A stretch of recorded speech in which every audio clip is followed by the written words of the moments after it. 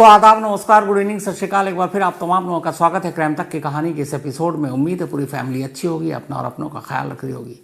आज की कहानी की शुरुआत करूं उससे पहले अपने पूर्व प्रधानमंत्री ex prime minister doctor Manmohan Singh, उनकी कल दिल्ली में ऑल इंडिया मेडिकल इंस्टीट्यूट में मौत हो गई।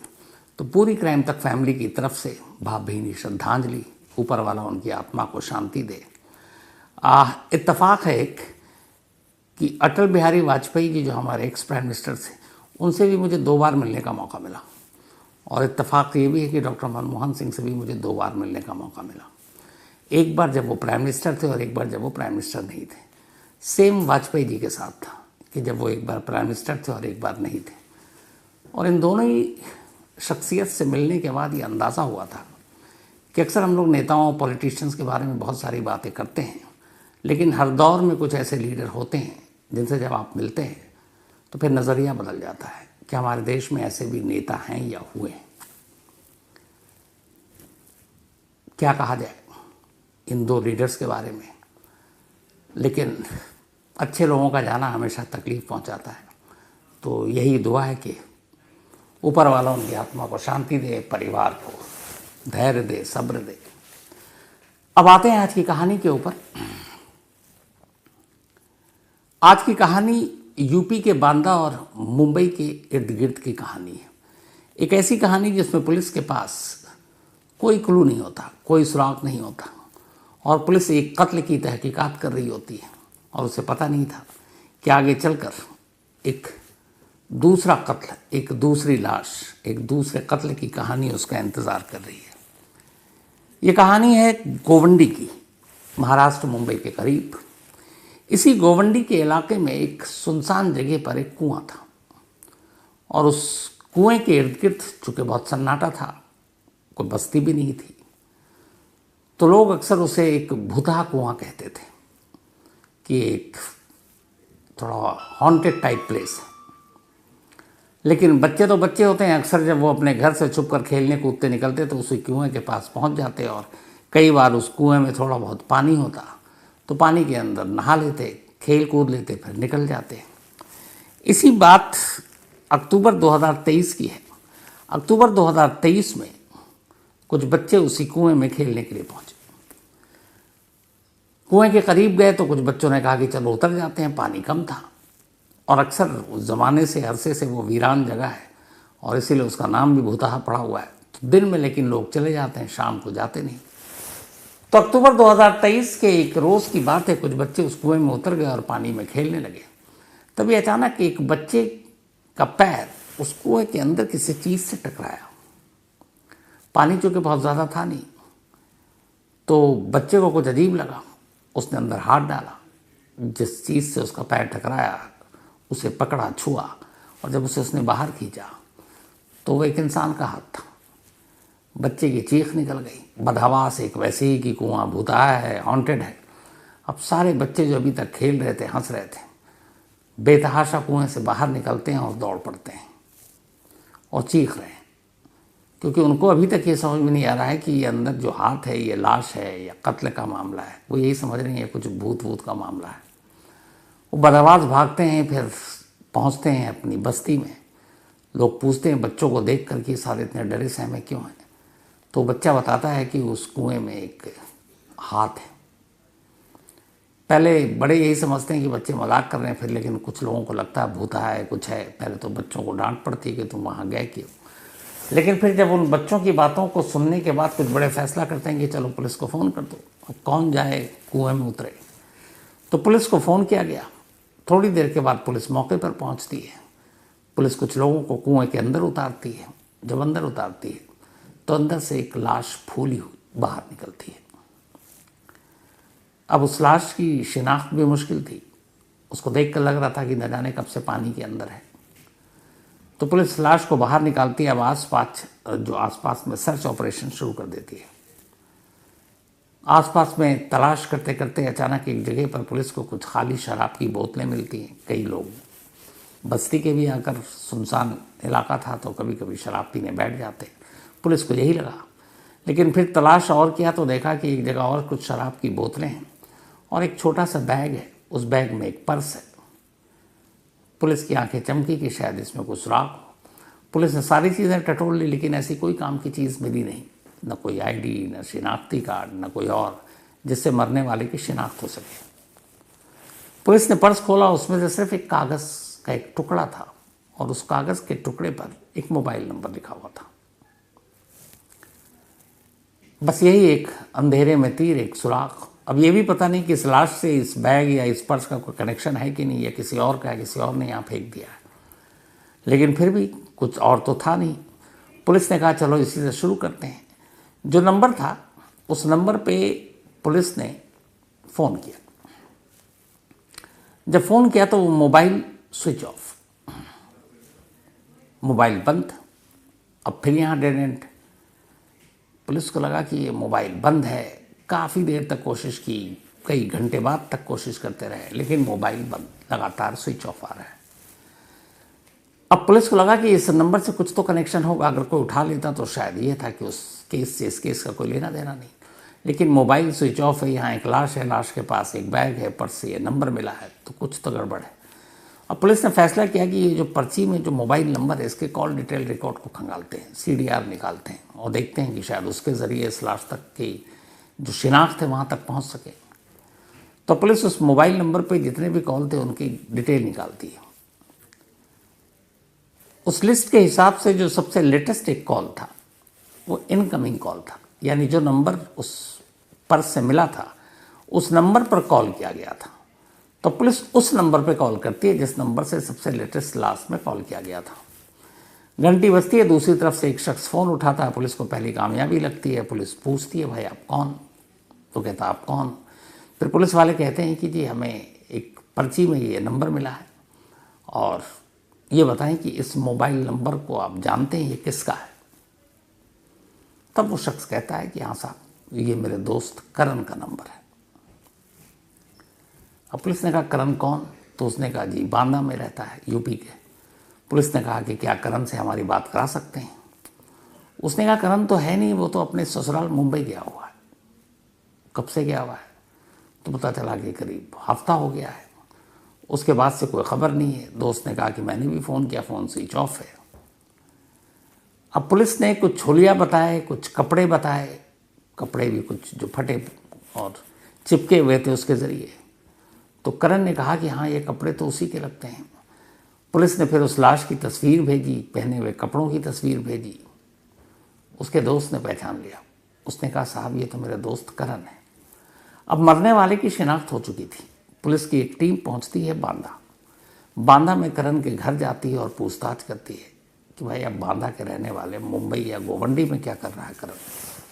तो बताते हैं कि साहब अभी इसी अक्टूबर के फर्स्ट वीक में वो पहली बार अपनी बीवी के साथ अपने ससुराल गया था, गोवंडी मुंबई। तो उन्होंने कहा उसकी पत्नी कहाँ है? तो बोला वो तो दोनों वहीं होंगे। अब हमें भी पता नहीं ये कुएं तक कैसे पहुंचा। फिर पुलिस ने पूरी कहानी सुनी तो पता चला कहानी ये थी कि करण और गुलनाज, इन दोनों की मुलाकात बांदा में हुई। गुलनाज का परिवार, गुलनाज के कुछ रिश्तेदार कभी बांदा में रहा करते थे। वैसे गुलनाज रहने वाली थी मुंबई की, तो वो अक्सर बांदा आती अपने रिश्तेदारों से मिलने के लिए।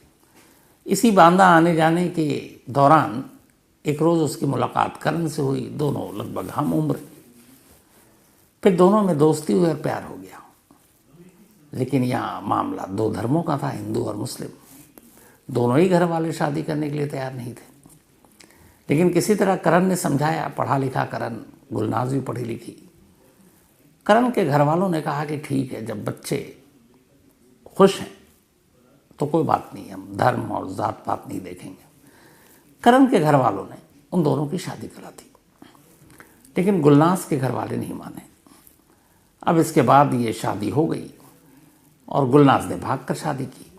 अब इधर गुलनाज गई तो थी बांदा, लेकिन उसके बाद लौटी नहीं। रिश्तेदारों से पता चला कि वो तो मुंबई कह कर गई है, उसके बाद आई नहीं। अब घर वालों को फिक्र। थोड़ी देर के बाद या काफ़ी खोजबीन के बाद उन्हें एहसास हुआ कि वो कहाँ हो सकती है। फिर आखिरकार एक रोज़ उन्हें पता चल गया कि दोनों बांदा में इन्होंने शादी कर ली है। इस दौरान गुलनाज ने अपनी माँ को कांटेक्ट कर काफ़ी मनाने की भी कोशिश की, लेकिन माँ मानी नहीं। माँ को ये डर था कि बाप को बताएंगे तो गुस्सा आ जाएगा। लेकिन इन सारी चीज़ों के बीच में आखिरकार उन दोनों ने शादी कर ली। लेकिन गुलनाज का परिवार इस शादी के लिए तैयार नहीं था।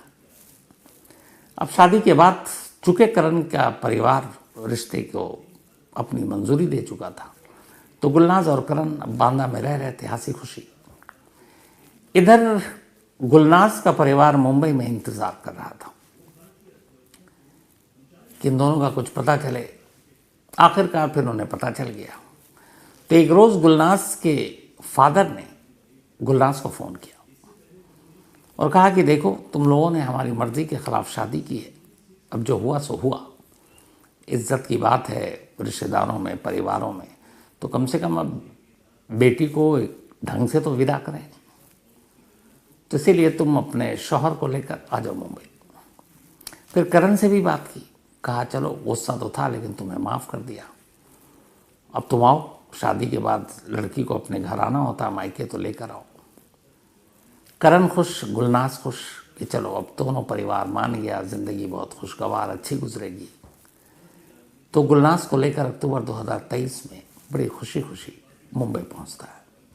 इसके बाद वो अपने ससुराल पहुंचता है।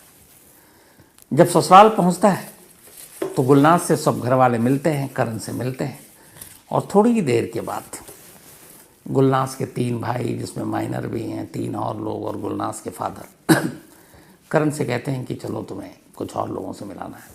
उसे एक गाड़ी में बिठाते हैं और गाड़ी में बिठाने के बाद इसी जो गोवंडी इलाका है वहीं सुनसान जगह पर पहुंचते हैं रात का वक्त, और फिर ये सब मिलकर करण को मार डालते हैं। करण का कत्ल करने के बाद उन्हें पता था इस गोवंडी इलाके में ये भूतहा कुआं है, इसके करीब कोई जाता नहीं है। उस लाश को कुएं में डाल देते हैं।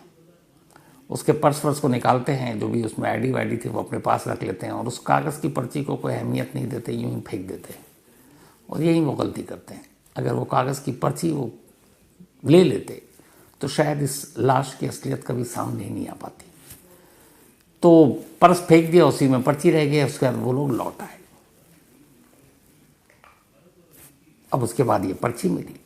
पर्ची के बाद उस नंबर से पता चला कि करण कौन है। अब ये सारी जब बातें पता चली तो मुंबई पुलिस को लग गया कि ये मामला चूंकि 2 धर्मों की शादी का था, तो ये ऑनर किलिंग है, जिसे अब हॉरर किलिंग भी कहते हैं। अब मुंबई पुलिस को एक और डर सताया कि अगर करण को मार दिया गया है तो शायद गुलनाज भी जिंदा नहीं होगी। फौरन पुलिस की टीम अब पहुंचती है गुलनाज के घर। घर वालों से पूछताछ होती है। उसके बाद गुलनाज के पिता और 3 और लोग, 2 माइनर, इन सबको हिरासत में लिया जाता है। अब इन सब से पूछताछ होती है। जब पूछताछ होती है तो मुंबई पुलिस का शक सही था। जिस रात करण को मारा गया और फिर इसी गोवंडी इलाके के भूतहा कुएं में उसकी लाश फेंकी गई, ये सभी लोग उसके बाद घर लौटते हैं। घर लौटने के बाद अब गुलनाज चूँकि पहली बार ससुराल आई, कुछ घंटे भी नहीं हुए, और देख रही है कि उसका पति सब साथ लेकर गए, लौटे नहीं अभी तक। तो पूछती है कि कहाँ है करण। तो कहते हैं कि किसी के साथ है, चलो तुमको भी वहीं पे मिलाते हैं। खुशी खुशी गुलनाज भी गाड़ी में बैठ जाती है। फिर वही बाप, वही भाई। गाड़ी में बैठने के बाद रास्ते में ही ये लोग मिलकर गुलनाज का भी गला घोंट देते हैं। गला घोंटने के बाद इस बार गाड़ी गोवंदी की जगह नवी मुंबई की तरफ थी, और नवी मुंबई में ले जाकर एक सुनसान जगह पर उस लाश को फेंक देते हैं। पूरा परिवार रात को लौटता है और फिर अपना बदला एक तरह से पूरा मान लेता है कि बेटी ने मर्जी के खिलाफ शादी की तो उसका अंजाम यही होना चाहिए। और इस तरीके से करण और गुलनाज दोनों जो खुशी खुशी आए थे कि शायद उनका परिवार अब एक्सेप्ट कर लेगा, मान लिया है, उन्हें पता नहीं था, ज़रा सा भी अंदाज़ा नहीं था इस खतरे का, और दोनों अपनी जान गंवा देते हैं। पता नहीं लोग इस हद तक कैसे आगे बढ़ जाते हैं कि बच्चों की जान भी ले लेते हैं। सभी लोगों को पकड़ा गया। इसके बाद इन्हें जुडिशियल कस्टडी में भेजा गया। चार्जशीट दाखिल हो चुकी है, ट्रायल शुरू हो चुका है, लेकिन अभी शुरू हुआ है। अब मुकदमे का फैसला कब होगा, कब आएगा, फैसला आखिरी किसी को नहीं पता। लेकिन